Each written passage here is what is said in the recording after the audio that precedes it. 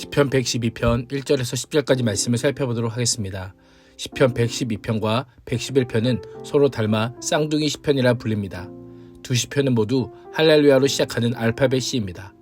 여호와 경외로 끝나는 111편을 이어받아 112편은 할렐루야 후에 여호와 경외로 시작합니다. 마치 단어 끝말잇기처럼 마지막 문장 읽기를 하며 노래합니다. 내용적으로 볼 때 112편은 111편을 보충합니다. 시편 111편이 하나님의 놀라운 행하심에 대해 감사와 찬양을 드리는 감사 예배시라면 112편은 하나님의 경외하는 의인의 삶과 성품, 그들이 받는 복에 대해 교훈하는 지혜 시입니다. 1절에서 3절은 여호와를 경외하는 자의 복입니다. 시인은 여호와를 경외하고 여호와의 계명을 크게 즐거워하는 자는 복이 있다라고 합니다. 여호와께서 행하신 놀라운 일에 대해 감사하고 찬양하며 경외하는 자는 마땅히 여호와의 계명에 귀를 기울이며 경외하는 삶을 살 수밖에 없음을 강조합니다. 시인은 하나님을 경외하고 여호와의 계명을 크게 즐거워하는 자의 후손은 땅에서 강건할 것이고 의로운 세대는 복을 받을 것이다 라고 확신합니다. 여호와를 두려워하는 사람의 영향력은 본인에게뿐 아니라 후손에게도 선한 영향을 끼칩니다. 후손들의 강건함과 복은 기계적으로 누리게 되는 유산의 의미가 아니라 부모의 경건한 모습을 보고 배운 자녀들이 믿음의 길을 걸어간 삶의 결과라 할 수 있습니다. 한 걸음 나아가 시인은 부와 재물도 여호와를 경외하는 사람의 집에 머물고 그의 의로움이 항상 머무를 것이다 라고 합니다. 부모라면 후손들이 이런 복을 받기를 바랄 것입니다. 그런 점에서 여호와를 경외하는 삶이 무엇인가를 우리는 물어야 합니다.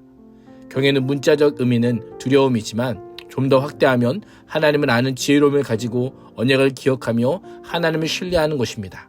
날마다 하나님의 눈앞에 사는 자요 하나님을 두려워할 줄 알며 하나님으로 인해 즐거워하는 것입니다. 우리의 모습은 어떠합니까?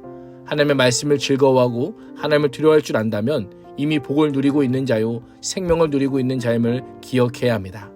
자녀들에게 부와 재물, 명예와 권력이 아닌 하나님과 하나님의 말씀을 물려주는 부모가 되어 자녀들이 하나님께서 넘쳐 부어주시는 은혜를 경험할 수 있기를 축복합니다. 4절에서 5절은 여호와를 경외하는 의인의 긍휼과 정의입니다. 시인은 여호와를 경외하는 의인을 정직한 자로 표현합니다. 정직은 여호와를 경외하는 자의 삶의 양식이라 할 수 있습니다. 그래서 정직한 자들에게는 어둠 속에서도 빛이 비치고 자비롭고 긍휼이 많은 의로운 자라고 칭송합니다. 주목할 것은 여호와를 경외하는 자도 고난과 어려움을 당할 수 있다라고 하는 사실입니다. 그러나 의인은 여러 고통 속에서 벗어날 빛이 존재한다라고 말씀합니다.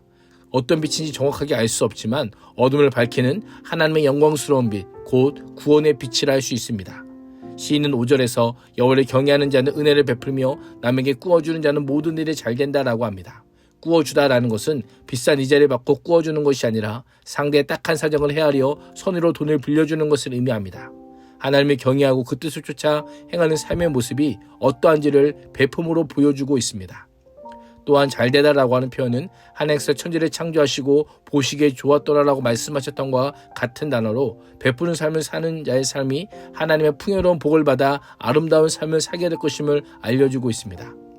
남에게 베푸는 삶을 사는 사람은 자신의 일을 처리함에 있어서도 삐뚤어짐이 없이 합법적 주장과 절차에 따라 정의롭게 공평하게 해결합니다. 이러한 말씀은 하나님과의 관계가 바른 사람은 사람과의 관계도 바름을 알려줍니다. 하나님과 바른 관계에 있다고 하며 사람과 바른 관계에 있지 못하다면 하나님과 바른 관계에 있는 것이 아님을 잊지 말아야 합니다. 우리의 신앙은 어떠합니까? 하나님 사랑과 이웃 사랑을 실천하는 참 그리스도인이 될 수 있기를 축복합니다. 6절과 8절은 흉한 소문에도 두려워하지 않는 의인입니다. 하나님께서 은혜를 베푸시며 꾸이는 자는 지켜주시기에 영원히 흔들리지 않을 것이며 의인들은 영원히 기억될 것이다 라고 합니다. 하나님을 두려워하는 자는 세상을 두려워하지 않습니다.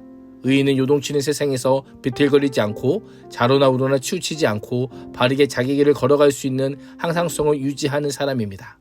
그렇게 시대와 세대를 초월하여 언제나 기억되는 것입니다. 의인은 죽어도 죽은 것이 아닙니다. 우리가 알고 있는 아브라함이나 다윗은 죽었지만 여전히 우리에게 믿음의 조상으로 기억되는 것도 이러한 이유 때문입니다. 더욱이 여호와를 경외하는 자는 흉한 소문, 즉 나쁜 소식에 들려도 흔들리지 않고 마음이 견고합니다. 오히려 여호와를 의뢰하고 마음을 굳게 정합니다. 의뢰하다라는 것은 안전하게 느끼다, 신뢰하다, 담대하다라고 하는 뜻으로 여호와를 전적으로 의뢰할 때에 안전하고 담대함을 느낌을 강조하고 있습니다. 여호와에게서 안전함을 느끼며 여호와로 인해 담대함을 경험하게 되는 것입니다. 우리의 모습은 어떠합니까? 그리스도인은 여호와 안에서 안전함을 느껴야 합니다. 여호와로 인하여 담대하고 마음을 확고하게 세우므로 어떤 고통과 재난의 소식에도 두려워하지 않는 자가 바로 그리스도인임을 잊지 말아야 합니다. 8절의 의인은 마음이 확고하여 흔들림이 없이 두려워하지 않을 것이니 마침내 의인은 자기 원수들의 종말을 보게 될 것이다 라고 말씀합니다. 악인들과 원수들이 잘 되는 것을 보고 흔들리고 두려워하십니까? 의인의 원수들이 마구 흔들리고 두려워하며 좌절과 분노에 어쩔 줄 모르는 것을 의인으로 하여금 보게 하신다라고 말씀하고 있습니다. 하나님께서 다 알고 계시고 대적들에게 보응하실 것을 믿기에 오늘도 의인의 자리에 서 있어야 될 것을 우리에게 명령하고 있습니다. 어디에 서 계십니까? 여호와를 의뢰하고 마음을 굳게 하는 자리에 서 계십시오. 결국 하나님께서 대적의 종말을 보게 하실 것입니다. 9절과 10절은 빈궁한 자들과 나누는 의인, 소멸하는 악인의 욕망입니다. 하나님을 경외하는 의인은 자신의 많은 재산을 뿔뿔이 흩어서 가난한 사람들에게 줍니다. 자신의 재물을 아끼지 않고 마치 낭비하듯 써버립니다. 그렇습니다. 의인은 많은 재산을 가난한 자를 위해 낭비할 줄 아는 사람입니다. 가난한 자를 위한 거룩한 낭비를 두려워하지 않는 사람입니다. 여호와를 경외하는 자는 이 땅의 재물보다 훨씬 더 고귀한 가치가 여호와께 있음을 알기 때문입니다. 여호와 하나님이 가장 귀한 보물이기에 비록 자신이 재물이 넉넉하지 않더라도 궁핍한 자의 필요를 위해 가감히 나누어줄 수 있는 것입니다. 우리가 받는 복을 보고 악인들은 절망하고 한탄하게 될 것입니다. 2024년 한 해도 열흘이 채 남지 않았습니다. 재물을 삶의 목표로 삼는 자들은 세속적이고 이기적인 욕구에 매여 연말을 보내지만 우리는 달라야 합니다. 정의롭고 의로울 뿐 아니라 나누고 베풀며 이웃을 돌아보아야 합니다. 결국 여호와를 경외하는 자의 복은 하나님의 사랑이 우리로 하여금 이웃사랑의 성품으로 빚어지게 함을 보게 됩니다. 스스로 높아지고 강해지고 커지는 것을 목표로 하는 이 세상 속에서 하나님께서 주신 복을 아낌없이 흘려보내므로 빛이신 예수 그리스도를 세상에 비추는 그리스도인이 될 수 있기를 주님의 이름으로 축복합니다. 기도하겠습니다. 하나님, 여호와의 경험으로 누리는 복을 가족은 물론 세상과 이웃에게 넉넉하게 흘려보내는 성도가 되게 하여 주옵소서. 예수님의 이름으로 기도합니다. 아멘.